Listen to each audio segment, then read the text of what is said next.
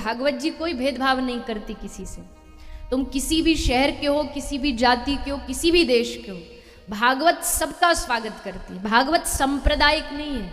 इसलिए भागवत का जब मंगलाचरण हुआ तो उसमें व्यास जी ने लिखा सत्यम परम धीमहि, जो सत्य को मानता हो भागवत उसकी है। इस कथा में कोई आके बैठे, भागवत ना उसकी जाति पूछेगी, ना उसका धर्म पूछेगी, ना उसका संप्रदाय पूछेगी।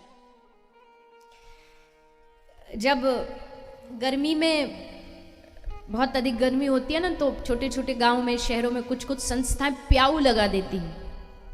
प्याऊ समझते हैं ना? हाँ, तो यूपी तो सब जानते ही हैं, उत्तर प्रदेश। तो प्याऊ में क्या होता है, वहाँ ठंडा ठंडा जल उपलब्ध होता है। एक भाई साहब बैठे होते हैं, वो सबकी सेवा कर रहे होते हैं, जल पिला रहे होते हैं। तो जब वो वहाँ कोई भी जल पीने आता, तो आपने किसी प्याऊ पर देखा कि सबसे पहले उसका जाति पूछी जाए कि पहले तू ये बता कौन सी जाति का। पूछता है कोई? नहीं पूछते। वहाँ किसी की जाति, जो प्यासा है उसको पानी पिलाया जाता है। वैसे ही श्रीमद् भागवत, ये जो व्यासपीठ है, ये प्याऊ है। यहाँ जल पिलाया जा रहा है भगवत भजन का, भक्ति का। यहाँ जो प्यासा चल कर के कथा में आकर के बैठेगा, उसकी तृप्ति भागवत करेगी, बिना तुम्हारा नाम पूछे, बिना तुम्हारा पद पूछे। भागवत ये भी नहीं कहती कि आपको बहुत अधिक, कई लोग कहते हैं जी हमको तो कथा करानी है, तो कथा कराने के लिए हमारे पास तो धन नहीं है।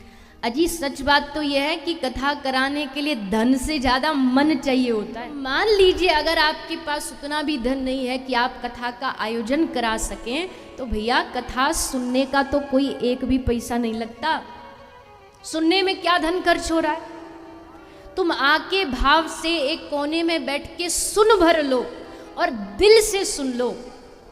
शायद जो फल कराने वाले को मिलेगा वही आपको भी प्राप्त हो जाएगा, अगर आप दिल से उस कथा को श्रवण करें। ये पूरे दुनिया में भागवत का, कथा का फंडाली ऐसा होता है जहाँ व्यक्ति 3 घंटे एकदम चुप बैठ करके कथा श्रवण करता है, हमारी सुनता है।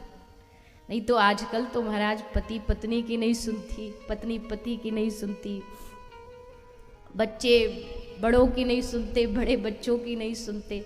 ऐसे युग में अगर कोई 3 घंटे बैठ कर के चुपचाप हमारी ये बातों को सुन रहा है, तो ये व्यासपीठ पर बड़ी कृपा है। और इसीलिए कहते हैं महापुरुष की इस व्यासपीठ की जिम्मेदारी भी बढ़ जाती है कि यहाँ की कही गई एक एक बात को लोग बड़ी श्रद्धा से सुनते, बड़ी श्रद्धा से। माफ करना यजमान जी बात बुरी लगे तो, पर आप भी जानते होंगे नेताजी के भाषण में कोई इतनी श्रद्धा से नहीं बैठता। आ तो जाते हैं, पर अब कई तो ऐसे भी होते हैं कि ना रैली में लोग इकट्ठा हो तो फिर पैसा दे दे के बसों में भर भर के लाया जाता है। कुर्सी खाली रह जाएंगी तो फिर नेताजी का वो भजन नहीं बनेगा ना।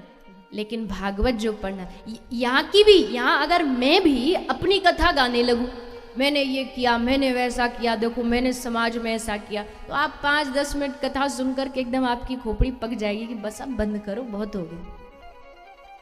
लेकिन भागवत कथा आज से नहीं, जब से संपूर्ण सृष्टि का सृजन हुआ है, श्रीमद् भागवत, रामचरितमानस, वेद पुराण उपनिषद गाते हुए आ रहे हैं ऋषि महात्मा, लेकिन आज तक कोई इन कथाओं से ऊबा नहीं।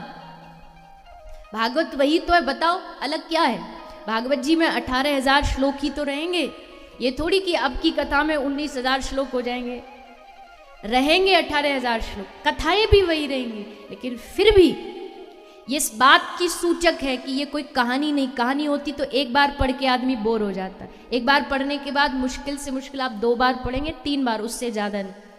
लेकिन भागवत जी आज 7 वर्ष की आयु से, तो मैं अपनी कहूँ तो मैं गा रही हूँ, आज तक इस भागवत को गाते गाते कभी ये नहीं लगा कि अरे भागवत तो पुरानी हो गई, अब कुछ नया ट्राई करो, अब चलो अब कुछ और दूसरा करते। नहीं, उल्टा दूसरा छोड़ो। कई बार लोग मुझसे पूछते आप केवल भागवत करते हो, कुछ और भी करते हो? तो मेरे मन में आता है कि भैया पूरे जीवन अगर मैं केवल भागवत भी गा दूँ तो ये मेरे ऊपर भागवत जी की बड़ी कृपा होगी। भागवत जी का एक श्लोक भी अगर मेरे हृदय में बैठ जाए और सुनने वालों के हृदय में बैठ जाए तो यही भागवत जी की सबसे बड़ी कृपा है। ये इस बात का प्रमाण है कि भागवत कोई किताब होती तो आज बस कॉलेजों में, स्कूलों में इसको सिर्फ एज अ सब्जेक्ट पढ़ाया जाता। इसको माथे पर रख के पूरे शहर में घूमो, कलश यात्रा करो, व्यवस्थाएं बनाओ, ये सब नहीं होता। ये इसलिए किया जा रहा है कि प्रत्यक्षः कृष्ण एव ही। ये किताब नहीं है, ये कोई इतिहास या हिस्ट्री नहीं है, ये किसी राजा की कहानी नहीं है, ये साक्षात भगवान श्री कृष्ण का स्वरूप है। यानी भगवान में और भगवान की इस भागवत जी में दोनों में कोई भेद नहीं है। कलयुग में तो भगवान कहाँ मिलेंगे, इसलिए भागवत जी का दर्शन करो तो समझो हमें भगवान के दर्शन हो गए। भागवत जी को गले से लगाओ तो समझो भगवान हमारे हृदय से लग गए। भागवत जी मस्तिष्क पर रखो तो मतलब आज से हम भगवान के शरण में उनको समर्पित हो गए। ये कथा का सच्चा तन की शुद्धि। जैसे आप किसी सरोवर में स्नान करते हैं तो वहां जाके आपका शरीर शुद्ध हो जाता है, तो भागवत भी सरोवर है, भागवत गंगा है। आप यहाँ आए, शरीर आप यहाँ आके बैठे। अभी थोड़ी देर पहले मैंने कहा था कि घर बैठ के भी तो कथा सुन सकते हैं, पर घर बैठ के कथा में और यहाँ में क्या फर्क है? यहाँ बैठ के और घर में बैठ के एक फर्क है, उतना ही फर्क है जितना गंगा जल घर बोतल में भर के ला के छींटे लगाने से नहाओ या सीधा गंगा जी में जाकर के उसमें डुबकी लगाने से नहाओ। अब आप सोचो दोनों में कितना फर्क है। घर में लाओगे बोतल में भर के तो ज्यादा से ज्यादा 2-4 छींटे मारोगे, बस पुण्य तो मिल जाएगा, पर गंगा में स्नान का जो आनंद है ना वो नहीं मिलेगा। आनंद तभी मिलेगा जब यहाँ से गाड़ी में बैठ के जाओ, हर की पौड़ी पहुँचो, भयानक गर्मी पड़ रही हो और उसमें ठंडा ठंडा शीतल गंगा मैया का जल बह रहा हो और उसमें भीतर जाके नाक बंद करके फिर डुबकी लगाओ। ये पप्पू के नाम की, ये पप्पू के चाची के नाम की, ये टिंकू के नाम की। जब तक वहाँ जाके अपना 5-10 डुबकियाँ न लगा लो तब तक आनंद नहीं आएगा। तो पंडाल में, प्रांगण में जब बैठते हैं हम, यहाँ बैठ के जो कथा श्रवण करते हैं वो गंगा में डुबकी लगा के जो आनंद आता है वो यहाँ आनंद प्राप्त होता है। तन की शुद्धि होती है, दूसरा मन की शुद्धि होती है। कथा हमारे मन को शुद्ध करती है। मन में जो अनेक प्रकार के मैल धीरे धीरे धीरे जन्मों से आते जा रहे हैं, उस मन के मैल को साफ करने का काम भगवान की कथा करती है। और तीसरा, धन की शुद्धि कथा करती है, अर्थात जो भी धन हमारा कथा में लगता है उससे हमारे धन की शुद्धि होती है। तो तन मन धन तीनों को अगर शुद्ध करने का काम करती है तो वो भगवान की कथा है। अब अगला प्रश्न है कि सत्य आखिर होता क्या है? तो महापुरुष कहते हैं सत्य वही होता है जिसका कभी विनाश ना हो, जिसका कभी अंत ना हो। अर्थात जो पहले भी था, जो आज भी है और जो आगे भी हमेशा रहेगा, उसी का नाम सत्य है। अब आपको सत्य की डेफिनेशन पता लग गई कि जो पहले भी था, आज भी है और आगे भी रहेगा, वो सत्य होता है। तो इस व्याख्या के अनुसार अगर आपसे कोई पूछे तो ये बताइए, क्या हमारा ये जो शरीर है, मानव शरीर, ये सत्य है? सत्य नहीं है। क्यों सत्य नहीं है?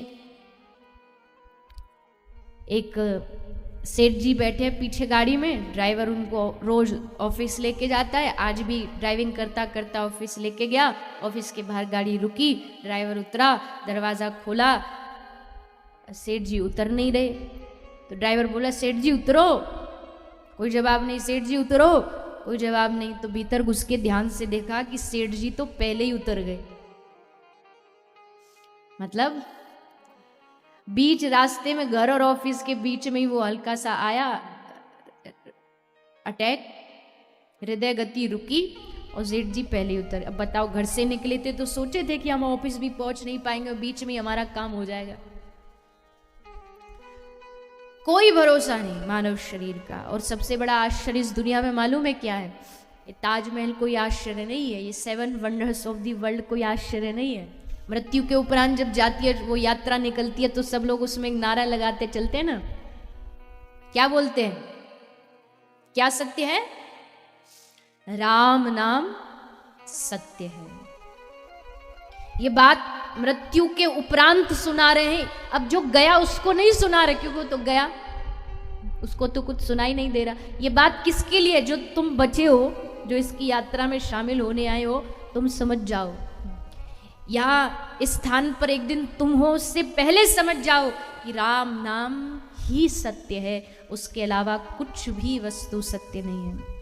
आप कितना भी कमा लीजिए, जीवन भर थोड़ा काम आएगा, लेकिन उसके बाद अंत तो गत्वा, अंत में जो हमारा सहारा, हमारा साथी बनेगा, वो एकमात्र राम नाम है, कृष्ण नाम है, भगवन नाम है।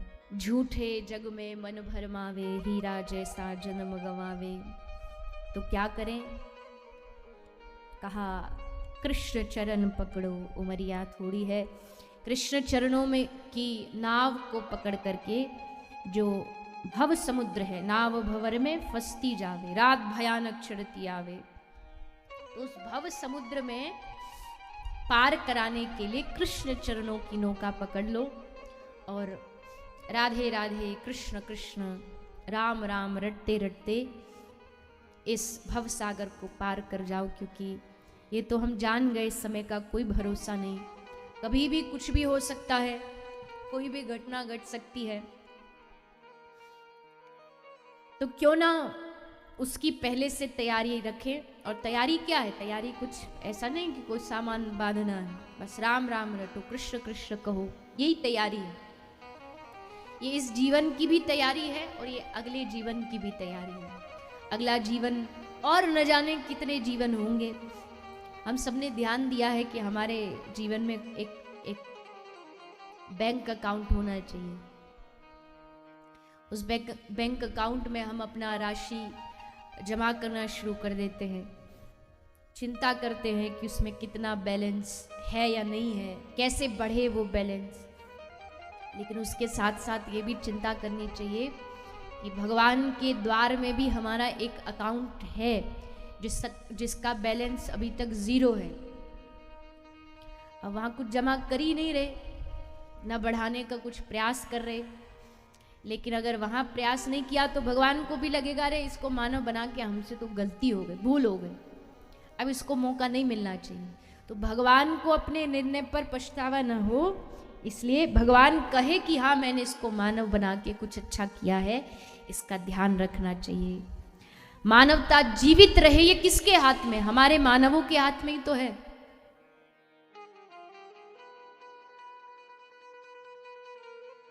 आज ही मैंने एक ऐसा चित्र देखा, किसी ने मुझे भेजा वीडियो के माध्यम से।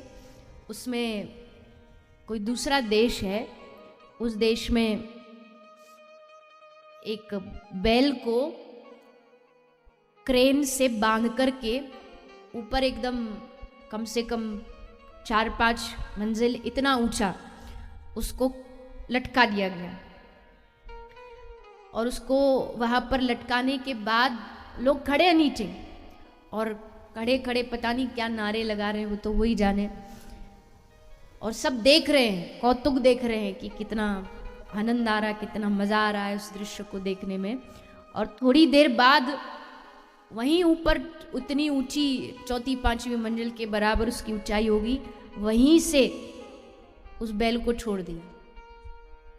वो धड़ाम से धरती पर आकर के गिरा। उसकी क्या दशा वो तो आगे नहीं दिखाई, पर उसको गिरता हुआ ऊपर से दिखाया गया। अब आप सोचिए, वहाँ जितने लोग खड़े थे, क्या उनको देख करके भगवान को पछतावा नहीं होता होगा कि इनको मानव बना करके, जो खाल मानव की पहने हुए लेकिन दैत्य से, राक्षसों से भी गिरे हुए, भीतर दया मात्र नहीं है, एक किंचित मात्र दया नहीं कि अरे ये जीव, आप मत मानो गाय को माँ, मत मानो आप उसको भगवान, पर एक जीव तो है, एक जीव है जिसको कष्ट होता है, दर्द होता है, उसको आपने इतना कष्ट देकर के ऊपर से फेंक दिया, नीचे गिरा दिया। कितनी बड़ी विडंबना है इस विश्व की, भारतवर्ष की। कई बार ऐसे दृश्य देखने को मिलते, गायों का गला रोंद दिया जाता है अस्त्र से, कोई छुरे से। तड़पती रहती है गाय, प्राण भी नहीं निकलते और जीवित भी नहीं रहती। और वो तो छोड़ ही दीजिए, ये जितने भी कत्ल खाने चलते हैं ना, स्लॉटर हाउस जितने भी होते हैं, इसमें जानबूझ करके क्या दशा की जाती है गायों की, पशुओं की, जीवों की। 150 डिग्री का उबलता पानी गाय के शरीर पर छोड़ दिया जाता है ताकि उसका ब्लड सर्कुलेशन चलता रहे और उसकी जो त्वचा है उस स्किन को उतारा जा सके, और वही त्वचा को फिर आगे जाके हम जैसे लोग लेदर के रूप में उपयोग करते हैं। कितना कष्ट दिया जाता है जीवों को, पशुओं को। फिर हम कहते हैं ये कोरोना कैसे आया, कैसे आया? तुमने जो पशुओं के साथ किया, तुमने जो दूसरे प्राणियों के साथ किया, प्रकृति उसी का बदला लेती है। प्रकृति कोई निर्जीव थोड़ी है, वो बदला लेती है, किसी भी रूप में लेती है। और जब वो बदला लेती है तब हाय हाय करते हैं, अरे ऐसा क्यों, कहाँ बैठा है भगवान, क्या करे भगवान? भगवान बीच में क्यों बोले? झेलो तुमने किया था, तुमने बीज बोया था, आज तुम उसको सहन करो। बड़े कष्ट की बात है कि भारत जैसे देश में इतना कष्ट पशुओं को, और खासकर गाय को माँ के, पूरे विश्व में एक ही देश है जो गाय को माँ कहता है, भारत। और अगर मांस निर्यात की बात आए, बीफ एक्सपोर्ट की बात आए, तो मेरे ख्याल से दूसरे या तीसरे नंबर पर भारत आता है। ये हमारी सत्यता है, ये हमारी सच्चाई है। और वो जब है जब इतने सारे भागवत करता, प्रवचन करता, देश के संत संस्थाएं लगी पड़ी हैं, गाय को राष्ट्रमाता घोषित करो, गाय की सेवा, ये तो तब ये हाल है। सोचिए, ये भी ना होता तो क्या दशा होती है हमारी।